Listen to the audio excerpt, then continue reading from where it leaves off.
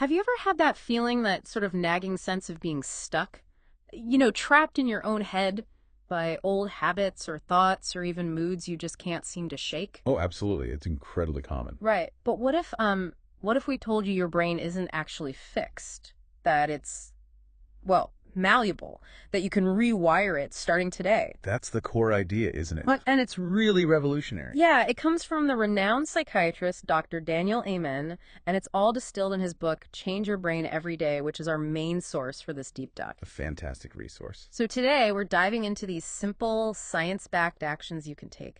Things that can genuinely transform your focus, your mood, your memory, your overall mental health. Whether you're battling anxiety, maybe struggling with motivation, or honestly just want to unlock more of your potential. Exactly. The transformation, it really can begin right here. It's fascinating stuff.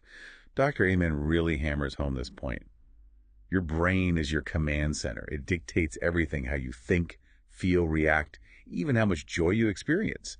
And yet, We neglect it. we often do. It's the most powerful organ, but we don't always treat it that way. Think about it. Brain fog means you can't think clearly. Anxiety means you overthink everything. Mm-hmm. And if it's wired, let's say, inefficiently from years of maybe not so great habits, you just repeat the same patterns. Right. Stuck in that loop. Exactly. But this deep dive, it's about practical steps to change that. This isn't just, inspiration. It's neuroscience. Okay. The beautiful part is those patterns can be rewired. Your brain isn't fixed. It's changeable, flexible, trainable. That's neuroplasticity. It's quite miraculous, really. Okay, so let's unpack that. If we want to start sculpting a better brain, where's the starting point? Dr. Amen says the first crucial step is, just awareness. That's right. Awareness. Yeah. Simple but profound. You can't change what you don't understand or even notice, right? So the first brain upgrade isn't some huge overhaul. It's just becoming an observer. Paying attention. Yeah. Do certain foods make you feel foggy? Does too much scrolling make you irritable? Do you feel better after a walk? Start noticing those connections. Tracking the effects. Yeah. Because once you understand how your brain responds, you're essentially taking the wheel. You're in the driver's seat. Exactly. Yeah. And that awareness, it leads directly to another really important point Dr. Amen makes. There's no one-size-fits-all solution here. Ah, okay. His work, often using brain scans, really emphasizes understanding your unique brain type. He identifies 5 core types. 5 types. Yeah, and each one needs different strategies to really thrive. Forcing generic advice on everyone, like, just meditate more, can actually backfire if it doesn't match how your brain is naturally wired. That makes sense. So what are these types, briefly? Well, he calls them balanced, spontaneous, persistent, sensitive, and cautious. The details are in the book, but the key is recognizing your own tendencies through self-observation. So, say you have a spontaneous brain type. Forcing yourself into long, rigid meditation might feel like torture. Maybe short bursts work better for you. Time bursts, things like that. Right. If you're persistent, maybe the challenge is practicing flexibility, trying new things. If you're sensitive, it's about protecting your energy. Cautious, reframing fear, balanced. Keep tracking what works. So it's about optimizing, not fixing something broken. Precisely. Your brain isn't broken. It's just wired differently. The goal is optimization. A great daily exercise, he suggests, is just pausing and asking, what does my brain crave right now? Stimulation or calm, structure or freedom, connection or solitude. Learning to listen to that inner voice, that's a huge step. That's really powerful, this idea that generic advice isn't always good advice. Okay, so we're becoming aware, maybe figuring out our type. But what about the things we do every day that might be hurting our brains without us realizing? These hidden brain killers Dr. Amen mentions. Ah, yes, they're insidious, aren't they? They're often small habits that just chip away at our brain power. Let's start with poor sleep. Okay, sleep. Everyone knows it's important, but... But Dr. Amen puts it so vividly. It's like never taking the trash out in your house. Right. While you sleep, your brain has this amazing cleaning system, the glymphatic system. It flushes out metabolic waste. No. Okay. If you don't get enough sleep, those toxins build up. Thoughts get cloudy, emotions are harder to manage, memory consolidation suffers. It's critical. And what else? You mentioned scrolling earlier. Yes. Digital overload. Yeah. It's everywhere. The constant scrolling, the notifications, that urge to check. It just overstimulates the brain, burns mental energy like a leaky battery. Leaky battery. I like that analogy. It leads to what he calls distraction addiction, plus anxiety, and that general brain fog so many people feel. Okay, so sleep, digital overload. Yeah. What about food? Is it just about avoiding obvious junk? Oh, it's much more than that. Hmm. Junk food, sugar, fried stuff, processed snacks, it's not just bad for your waistline, it's directly harmful to your brain. It causes inflammation, messes with blood flow and chemistry. Right. Dr. Amen's message is clear. Food is information for your brain. Every bite is either feeding health or feeding disease. Food as information. That's a strong way to put it. And then there's chronic stress. We all know stress is bad, but for the brain, it can actually shrink the hippocampus, your memory center. Sink it. Seriously. Yes. And at the same time, it strengthens the fear circuits in your amygdala. So you become more prone to negative thinking, less focused. Wow. Okay. And what about the killer inside our own heads? The thoughts. Exactly. The toxic self-talk. Dr. Amen calls them ANTs, automatic negative thoughts. ANTs, like little bugs crawling in your brain. Kind of. They just show up uninvited, bite at your confidence. And the scary part is we often just believe them without question. Like what kind of thoughts? Things like always thinking, I always mess up. Or mind reading, they definitely think I'm stupid. Or fortune telling, this presentation is going to be a disaster. Yeah, I recognize those. The core truth is simple. Your brain is always listening to what you say. Eat, do, think, treat it poorly, and it slows down. It underperforms. That's a lot to take in, especially the ANTs. If someone's been having these thoughts forever, how do they even start to fight back? It sounds overwhelming. It does, and it's definitely not an overnight fix. It takes consistent conscious effort. But the key isn't shame. It's awareness first, then a specific strategy. Okay. Dr. Amen gives us a really practical technique. First, you catch the ant, just notice the negative thought when it pops up. Acknowledge it. Like, there's that thought again. Exactly. Second, you name the type. Is it all or nothing? Labeling. Blame. Giving it a name takes away some of its power. Right, you categorize it. Third, question it. Ask yourself, is this thought really 100% true? What's the actual evidence for or against it? Often they crumble under scrutiny because they're based on emotion, not facts. Okay, challenge it. And finally, talk back. Replace that ANT with a more balanced, truthful, and positive thought, what he calls a P-compete, a positive, empowering thought. It's not about fake positivity. It's about accuracy and reframing. Can you give a quick example? Sure. Let's say the ANT is, I always mess things up at work. You catch it, you name it, all or nothing thinking. You question it. Wait, always. Didn't I get praise on that report last week? Didn't I help Sarah solve that problem? Mm-hmm. Then you talk back with a PTK. Okay, I make mistakes sometimes. Everyone does. But I also have successes. I'm capable, and I'm learning. See, every time you do that, you weaken the old negative pathway and strengthen a new, healthier one. It's literally rewiring. Over time, that becomes your new default. That feels doable. Hard work, but doable. Okay, so thoughts, habits. Let's go back to food for a second. How much does what we eat really impact things like brain fog or anxiety? Yeah. Oh, immensely. It's a direct, powerful link. Your brain uses a huge chunk of your body's energy, like 20–30%, even though it's only 2% of your weight. Wow, I didn't know it was that much. An energy hog. So every bite sends information. Healthy, nutrient-rich food, your brain gets sharper, clearer. Junk food, it gets slower, foggier, more inflamed. It's that simple, really. Feeding disease or fighting it. Okay, so what are some of these brain-boosting superfoods Dr. Amen recommends? Give us the good stuff. He definitely highlights some key players. Wild salmon, fantastic for omega-3s, essential for brain cells. Blueberries packed with antioxidants. Avocados, healthy fats. Walnuts, more omega-3s. Green tea for that calm focus. I like green tea. Dark chocolate, the good stuff. 70% cocoa or more for flavonoids. Eggs for choline, which is great for memory. Turmeric for fighting inflammation. That's a good list. His basic rules are pretty straightforward. Love food that loves you back. Focus on whole, natural foods. Limit sugar. Avoid processed stuff. Eat colorful plants. Get good protein and fats, plenty of fiber. And don't forget the gut-brain connection. Yes, the second brain. Absolutely. Your gut makes most of your serotonin. An unhappy gut often means an unhappy brain. It's all connected. Connected. Okay. So we're fueling the brain with good food. Yep. What about moving it? You mentioned exercise earlier as a miracle pill. Yes. It's maybe the most powerful single thing you can do.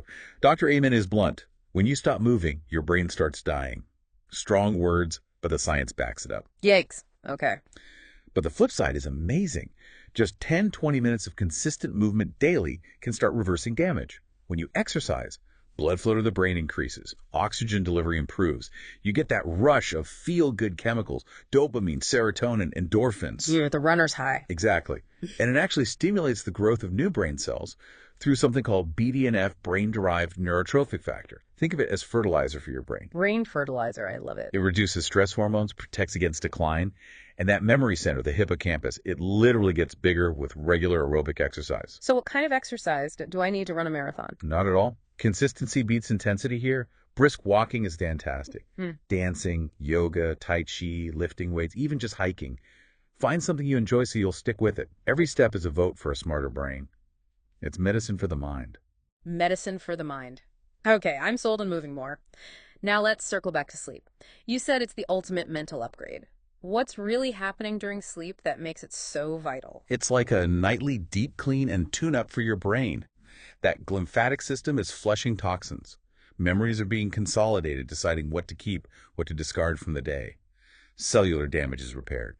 Emotions get balanced. See all that while we're just out. Pretty much. Yeah. And the consequences of skipping it are severe. Even one night of bad sleep spikes stress hormones, shrinks that hippocampus temporarily, messes up decision-making, makes you more prone to anxiety and depression. So how do we optimize it? Dr. Amen has a protocol. He does. Key things are a consistent sleep schedule, even on weekends. Avoid blue light from screens an hour or two before bed. It kills melatonin production.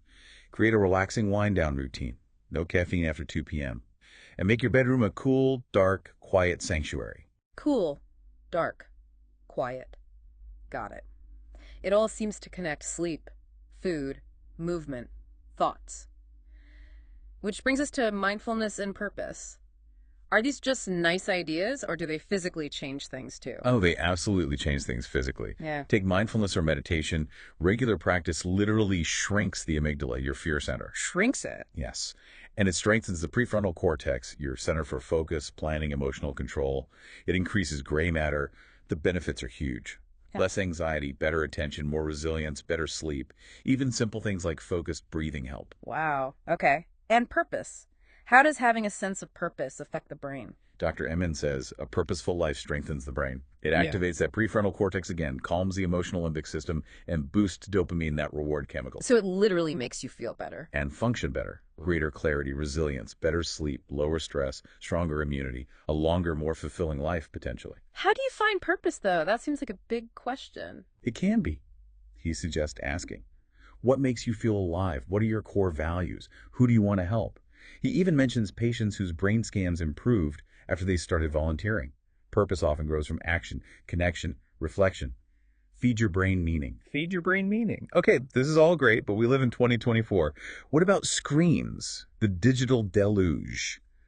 Dr. Amen has warnings about that, right? He certainly does. It's incredibly relevant. He basically says too much screen time is like brain junk food. It fills you up, it drains your focus and joy. Brain junk food. That's memorable. The constant stimulation can shrink the prefrontal cortex, increase emotional reactivity, even reduce gray matter linked to empathy. It's a big factor in today's anxiety and depression rates. So what are the brain-healthy digital habits? Total detox. Not necessarily practical for most, but things like scheduling screen-free time, turning off non-essential notifications, huge one, using the 20-20-20 rule for eye strain, every 20 minutes, look 20 feet away for 20 seconds, curate your feeds, unfollow negativity, and prioritize real-life interaction. It's vital. Okay, practical steps. So we've covered so much. Ground brain types, ANTs, food, movement, sleep, purpose, screens. For someone listening who's maybe dealt with significant stress or even trauma, how do all these pieces come together for real healing, for lasting happiness? Rewiring seems hard when you're wired for fear. That's a critical question. Yeah. Stress and trauma do wire the brain for survival amygdala on high alert, hippocampus potentially smaller, prefrontal cortex less active. It's a real physiological state. Right. But, and this is the crucial, but the brain has an incredible capacity to heal. It's not fixed in that state. Things like mindfulness, grounding techniques, consistent exercise, strong social connections, they all help regulate the nervous system and promote healing. Professional help is often essential too. Building resilience. Yes, cultivating realistic optimism, setting small, achievable goals, and practicing self-compassion, really being kind to yourself through the process. These build resilience, the bedrock of lasting well-being. Is there one final tool, one ultimate rewiring technique Dr. Amen emphasizes? There is. And it's perhaps the simplest, most powerful, and most accessible of all, gratitude. Gratitude. Yes. He argues it's the most effective, immediate way to change your brain and your life. When you genuinely feel and express gratitude, Your brain releases dopamine, serotonin, oxytocin, that whole feel-good cocktail. Wow. It literally starts rewiring your brain, activating the prefrontal cortex, calming the amygdala. It shifts your default state away from fear and towards calm and resilience. What kind of benefits? Better sleep, stronger immunity, less stress, more optimism, better relationships. It builds long-term happiness from the inside out. How do we practice it? Just say thanks. Simple habits work wonders. Keeping a gratitude journal, just listing a few things each day, making a point to thank someone personally, or even just reframing a negative situation by asking, what can I be grateful for even in this challenge? It's a practice. But his core message, running through everything, is one of profound hope. You aren't stuck. You aren't broken. You aren't your bad habits or your past trauma. You have a brain that's just waiting for you to partner with it, to take care of it. Your brain's story isn't fixed. Exactly. It's being written right now, in this moment, with every choice you make. So, wrapping this up, what does this deep dive really mean for everyone listening? It feels like every choice matters. What we eat, think, do. It's either building or breaking the brain. It is, but it's not about perfection, right? It's about consistent progress. One small, brain-friendly habit stacked on top of another, day after day. One step at a time. Which leads to the real question for you, the listener. Your brain is your most valuable asset. It shapes your entire experience of life. So what single small step will you take today? What vote will you cast for your own clarity, energy, and health? That's a powerful question to leave people with. Think about it. Your brain is your ally, its caretaker. Maybe just start by noticing one thing your brain did for you today that you're grateful for. That simple act of noticing, of tending to it daily. Yeah. That's where the magic happens. That's how you start changing your story. Fantastic. Well, that's it for this deep dive. Remember, when you change your brain, you really can change your life. Start today.